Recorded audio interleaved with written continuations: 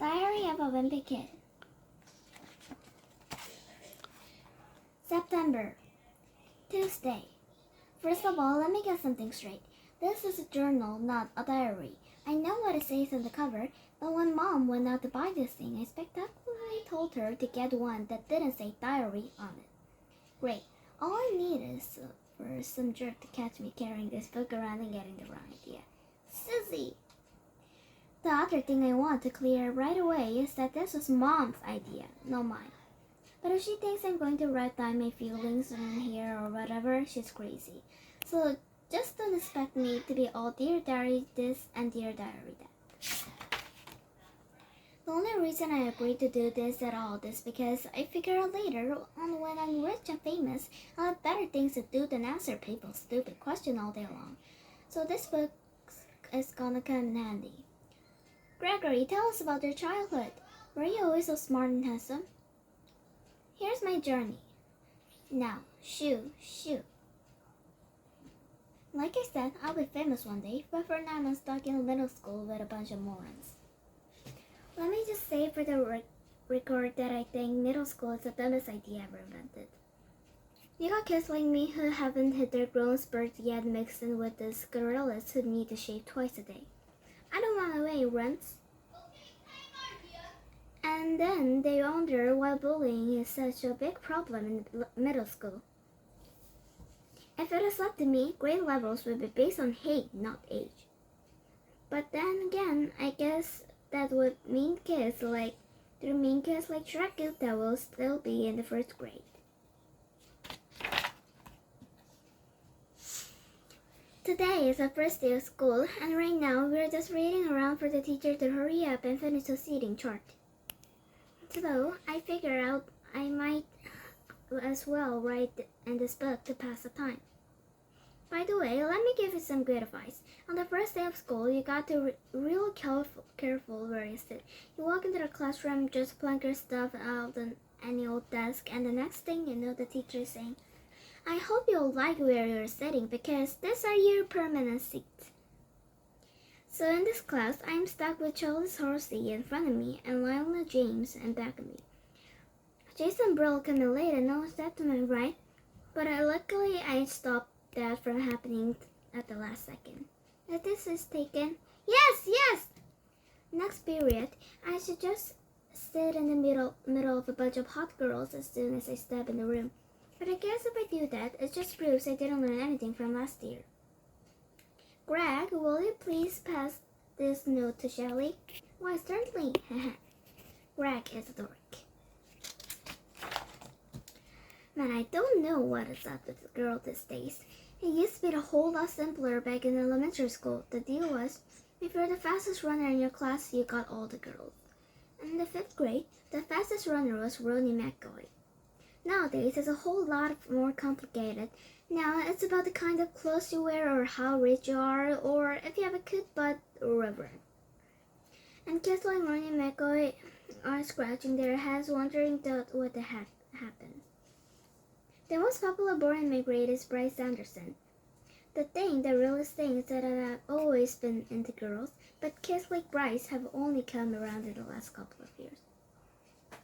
I remember how Bryce used to act back in elementary school. Girls are stinky poops. Yeah, I don't think girls are stinky poops. But of course, now I don't get any credit for sticking with the girls all this time. Like I said, Bryce is the most popular and our kids are great, so that leaves all the rest of guys scrambling from the other spots. The best I can figure is that I'm somewhere around 52 or 53 most popular this year. But the good news is that I'm about to move on one sport because Charlie Devils is above me and is getting his braces next week. I'm trying to explain all this popularity stuff to my friend Raleigh, who's probably hovering right around the 150 mark, by the way. But I think it just goes in 1 year and now the other with him. Wednesday. Today we have ESET ED. So the first thing I did when I got outside was sneak off to the basketball court to see if the sheets was still there, and sure enough, it was. That piece of cheese had been sitting on the blacktop since last spring.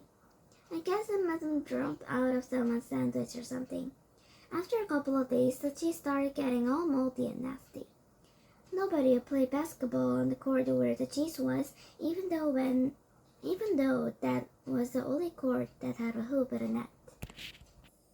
Then one day, this kid named Darren Walls touched the cheese with his finger, and that's what started this thing called the cheese touch. It's basically like the cooties. If you get the cheese touch, you're stuck in it until you pass it to someone else.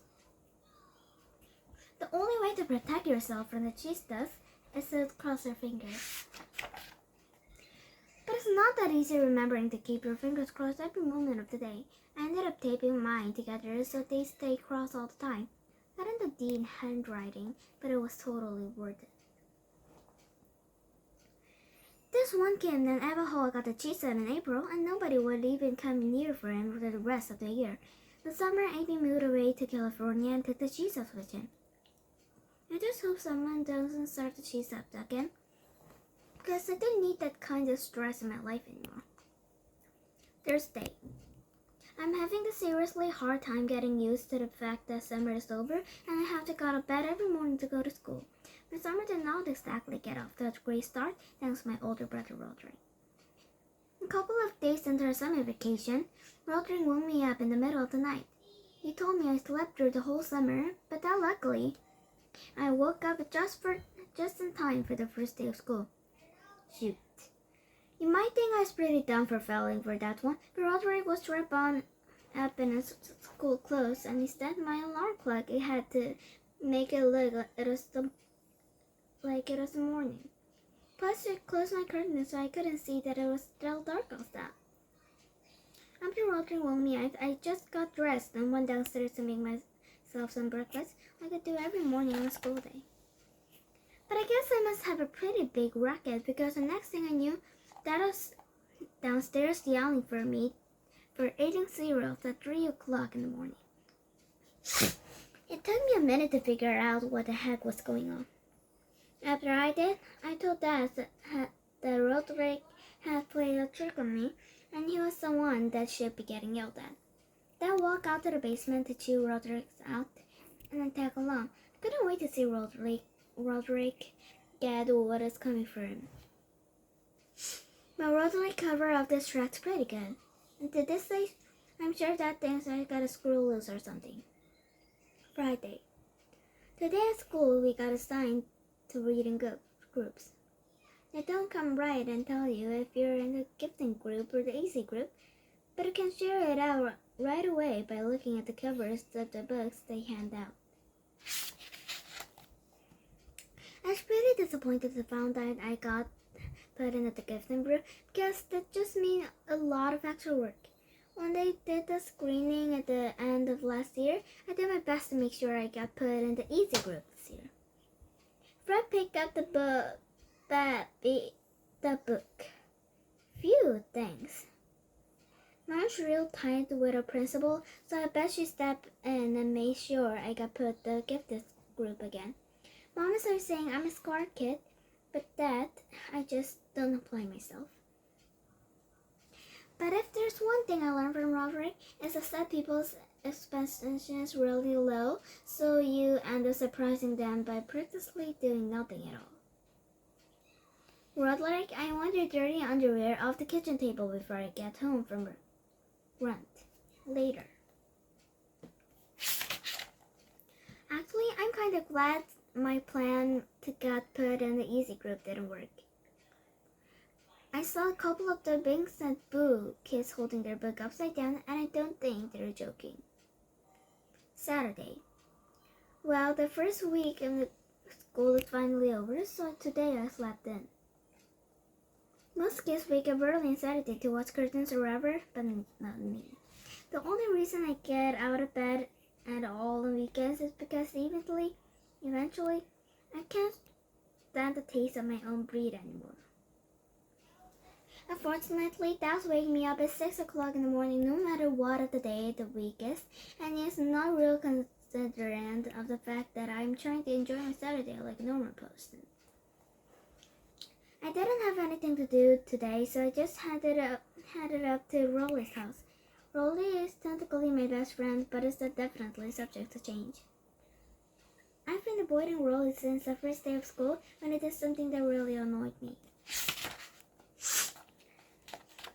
We were getting our stuff from our lockers at the end of the day, and Rolly came up to me and said, "Want to come over to my house and play?" I have told Rolly last a billion times that now at that we're in middle school, you're supposed to say hang out, not play. But no matter how many noogies I give him, he always forgets the next time. I've been trying to be a lot more careful about my emails ever since I got to middle school, and having Rolly around is definitely not helping. Met Rolly a few years ago when he moved into my neighborhood. His mom bought him his book called How to Make Friends in New Places, and he came to my house trying all these dumb gimmicks. Knock, knock. Huh? There must, excuse me? There must be some way to tickle your funny bone. Say what? I guess I kind of felt sorry for Rolly, and I decided to make him under my wing. It's been great having him around, mostly because I get to use all the tricks Rolly pulls on me. Did you know that if your hand is bigger than your face, it's a sign of low intelligence? Really? Ha! Gotcha! But do I have low intelligence? Let me check again. Monday. You know how I said I play all sorts of pranks on Rolly? Well, I have a little brother named Manny, and I could never get away by pulling any of that stuff on him. Mom and Dad protect Manny like he's a prince or something, and he never gets in trouble, even if he really deserves it. Yesterday, Manny drew a self-portrait on my bedroom door and burned him in marker. I thought Mom and Dad was really going to let him have it, but as usual, I was wrong. Aww. But the thing that bugs me the most about Manny is the nickname he has for me. When he was a baby, he couldn't pronounce brother, so he started calling me Bubby. And he still calls me that now, even though I keep trying to get Mom and Dad to make him stop. Luckily, none of my friends have found one yet, but believe me, I have had some really close calls. Hey, this one says to Bobby. Must be a mistake. Mom makes me help Manny to get ready for school in the morning. After I make Manny his breakfast, he carries his cereal bowl into the family room and sits on the plastic potty. C is for Cookie, and cookies are for me. Huh. And when it's time for him to go to daycare, he gets up and dumps whatever he didn't eat right in the toilet. Mom starts getting on me about not finishing my breakfast, but if she had to scrape cornflakes out of the bottom of the plastic potty every morning, she wouldn't have much of an appetite either. I don't know if I mentioned this before, but I'm super good at video games. I'll bet I could beat anyone in my grade head-to-head. Unfortunately, Dad does not exactly appreciate my skills. He's always getting on me about going out and doing something active. So tonight after dinner, when Dad's starting asking me about going outside, I tried to explain how with video games can play sports like football and soccer, and it don't even get all hot and sweaty. But as usual, that didn't seem to find logic. Dad is a pretty smart guy in general, but when it comes to common sense, sometimes I wonder about him. Lamb. I'm sure Dad would dismantle my game system if he figured out how to do it, but luckily the people who make these things make them parent-proof. Dang, not this fancy gadgets. Every time Dad kicks me out of the house to do something sporty, just go off to Rollies and play my video games there. Unfortunately, the only games I play at Rollies are car racing games and stuff like that. Because whenever I bring a game up to Rollies' house, his dad looks it up on some parents' website. And make games had any kind of fighting or violence in it, he won't let us play.